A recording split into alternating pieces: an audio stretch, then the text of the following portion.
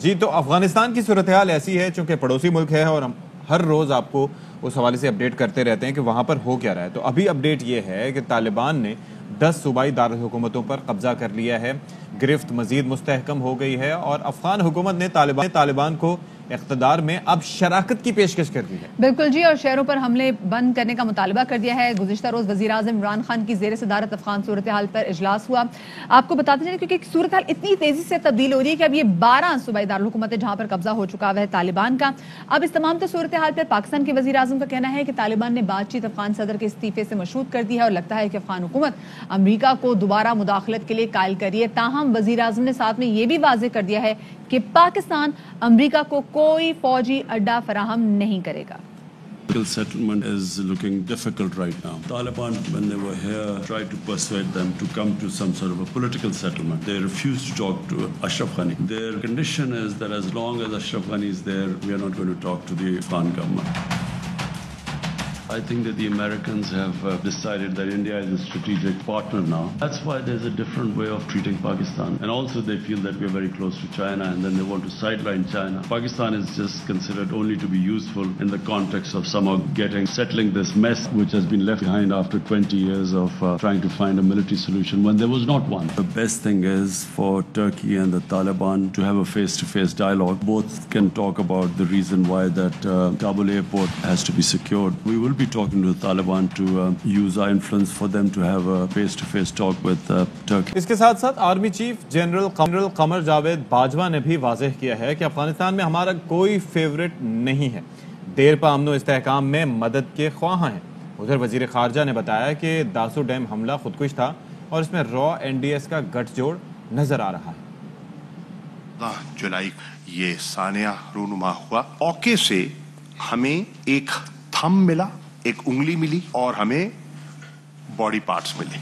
obviously وہ جو suicide bomber تھا، ان لوگوں کا جو پہلا ٹارگٹ تھا وہ داسو پروجیکٹ نہیں تھا.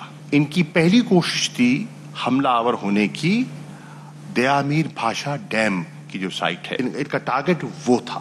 جب وہاں کامیابی نہ ہو سکی، یہ دوسرا رخ اختیار کیا. تحقیق کے مطابق اس واقعے کے لیے افغانستان کی سرزمین کو استعمال کیا گیا. کی منصوبہ بندی کے جو تانے بانے ہیں وہ ہمیں واضح طور پر NDS اور را کا اس میں ہمیں نیکسس دکھائی دے رہا ہے. اور اسی صورتحال پر مزید بات کریں گے. ہمارے ساتھ موجود ہیں اسلام آباد کے بیورو چیف اور پروگرام رپورٹرز کے اینکر پرسن صابر شاکر صاحب. ان کو شامل گفتگو کریں گے. صابر صاحب بہت شکریہ آپ کے وقت کا. صابر صاحب یہ کہے گا کہ افغان حکومت نے طالبان کو اقتدار میں اب شراکت کی پیشکش بھی کر دیا اور ساتھ میں حملے روکنے کا مطالبہ کر دیا ہے. تو ایک طرح سے لگ رہا ہے کہ حکومت نے گھٹنے ٹیک دیے ہیں کیونکہ وہ گھبرا اتنی گئی ہے. ان کے پاس بھی وہ ویپنز موجود نہیں ہیں جو کہ طالبان کے پاس ویپنز موجود ہیں. آپ کو لگ رہا ہے کہ اشرف غنی کے اقتدار میں یہ ہوگا اور یہی ایکسپیکٹ کیا جا رہا تھا کہ اگر اس پہ چیزیں ڈال دی جائیں گی تو ایسی ہی چیزیں سنبھالے گا؟ میرا خیال ہے کہ اب حالات اس سے کہیں آگے نکل چکے ہیں اور یہ جو اشرف غنی نے پاور شیئرنگ کی بات کی ہے یہ انفارمل چینل پہ 3 ہفتے پہلے یہ کی جا چکی تھی. اب دوحہ ٹیبل پہ آئی ہے یہ بات اور اس وقت بھی کیونکہ اتفاق سے رابطہ ہے ہمارا بھی مختلف سورسز کے ساتھ، اس وقت بھی افغان طالبان نے پاور شیئرنگ فارمولا مسترد کر دیا تھا اور انہوں نے کہا تھا کہ جو پیس ایگریمنٹ سائن ہوا ہے اور اس میں جو ایک روڈ میپ طے ہے اس کے اکارڈنگلی انٹرا افغان ڈائلاگ کیا جائے اور ایک عبوری سیٹ اپ لایا جائے جس میں اشرف غنی نہیں ہے. اور عبوری سیٹ اپ متفقہ طور پہ، اگر متفقہ طور پہ سارے اسٹیک ہولڈر مل کے اشرف غنی کو کہتے ہیں کہ جی آئیں آپ ہی عبوری سیٹ اپ کے سربراہ ہیں تو ویل اینڈ گڈ. اگر یہ اتفاق نہیں ہوتا تو پھر اشرف غنی نہیں ہے. اور اب جو اطلاعات آ رہی ہیں کیونکہ ڈیڈ لاک اب بن گیا ہے اشرف غنی پہ اور افغان طالبان نے 100% یہ کہہ دیا ہے کہ ڈیڈ لاک ہے اس پہ. سر ڈیڈ لاک سے زیادہ یہ گھیرا تنگ جسے کہتے ہیں شکنجہ سخت ہوتا جا رہا ہے اشرف غنی صاحب کے گرد، کیونکہ آہستہ آہستہ کر کے وہ سارے جو کیپٹلز ہیں ان کو کیپچر کر رہے ہیں اور اب جو ریڈ مارکس ہیں جو افغانستان کے نقشے پہ ہم دکھاتے رہتے ہیں کہ طالبان کا کنٹرول ہے وہ بڑھتے جا رہے ہیں. تو اب ان کے پاس کیا ان کی بات چیت میں کوئی وزن رہ گیا اشرف غنی صاحب کی کہ ان سے کوئی مذاکرات کرے گا؟ وہ تو کہیں گے کہ ہم تو ٹیک اوور کر رہے ہیں ایسے ہی. मेरा नहीं ख्याल कि अब उनके पास है, क्योंकि रात हमारी बात हुई सुहेल शाहीन जो अफगान तालिबान के तर्जमान हैं, तो वो कहते हैं अब तो हमने फैसला करना है कि अब काबुल हमने कब जाना है। वो तो हम खुद आलमी बिरादरी की तरफ देख रहे हैं, रीजनल प्लेयर्स की तरफ देख रहे हैं कि हमें कितनी सपोर्ट मिलती है। हम ताकत के जोर पे काबुल नहीं जाना चाहते, लेकिन चूंकि अशरफ गनी ने हालात ऐसे पैदा कर दिए और उन्होंने कहा कि 6 माह में मैं क्रश कर दूंगा सबको, तो उन्होंने कहा हमने थोड़ी सी उसकी एक तस्वीर दिखाई है अपनी मिलिट्री कुव्वत की, तो इसलिए वो तमाम स्ट्रेटेजिक लोकेशंस जो हैं वो उनके कंट्रोल में जा चुकी हैं। नजर आ रहा है कि वो खुद कैसे क्रश हो गए, और क्योंकि इस वक्त अफगान हुकूमत की सूरत हाल है कि वो खुद एक कॉम्प्रोमाइजिंग स्टेट में आ गई है। अब वो सूरत हाल है कि वो मुतालबा करिए बजाय कि देखते हैं तालिबान एग्जैक्टली मतलब फौज कुर्बानी देने को जो है वो तैयार नहीं। मुझे समझ नहीं आ रही, बहुत सी जगहों पे तो फौज ने हथियार खुद ही डाल दिए। तो ये तो सूरत हाल अगर ऐसी ही रही और वो मजीद अब हम देखेंगे कि एक सारे हफ्ते में तो सारा मामला ही निपटा देंगे वो।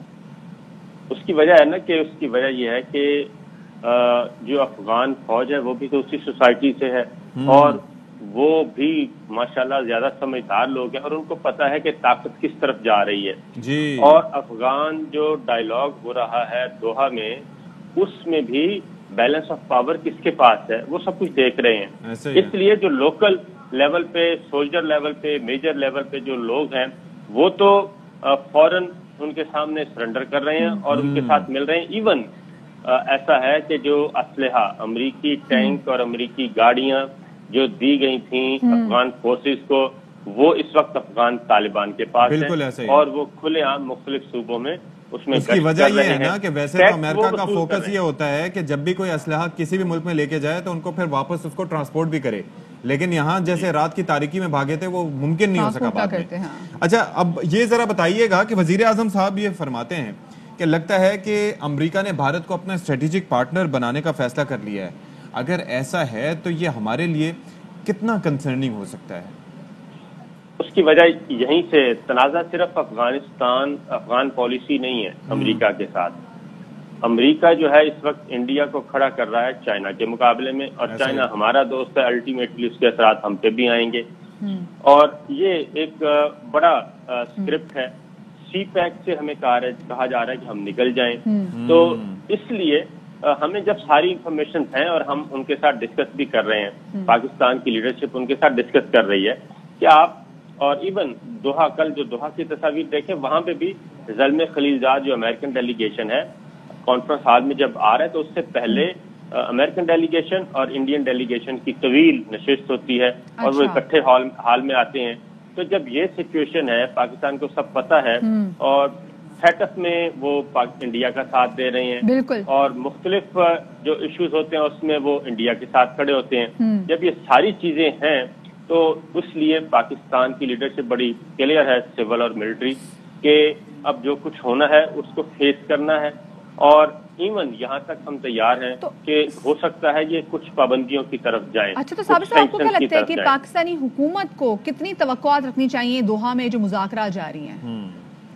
पाकिस्तान का डेलीगेशन उधर मौजूद है जी। और अगेन मैं एक बात बता दूं कि अमेरिका और इंडिया इस वक्त यहाँ पे इस रीजन में आइसोलेशन में इसलिए है कि चाइना, रशिया, ईरान, पाकिस्तान और आगे तुर्की, ये जो रीजनल प्लेयर्स हैं वो बहुत क्लियर हैं कि अब अमेरिकी जो गैर मुल्की अफवाज निकल गई हैं वो तो गई, अब किसी और मुल्क को भी यहाँ पे अपना डायरेक्ट और इनडायरेक्ट ये नहीं खेलने दिया जाएगा।